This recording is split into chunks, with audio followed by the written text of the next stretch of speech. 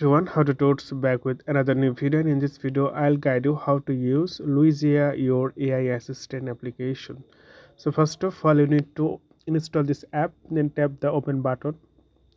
So I already created account, so you can create your account with Gmail. It's really simple. Then you can see here three options: home, chat and tools.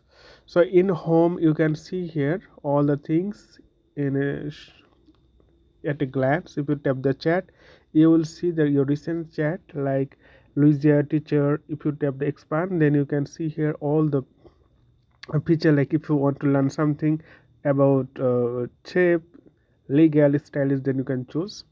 Tap your tool, then you can see here many options like image generation, summarize, transcribe, explain, writing, quizzes, translate, grammar, code, a lot of things. If you tap home, you can also check it.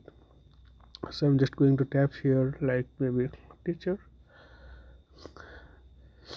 I want to learn hi. I'm just going to tap hi. So it's like it's all about language. So you can see here this model teaches you the language, and you'll see here. And if you tools, if you want to learn something about career, then you can talk with them, create your message. So it's really easy to use. You can try.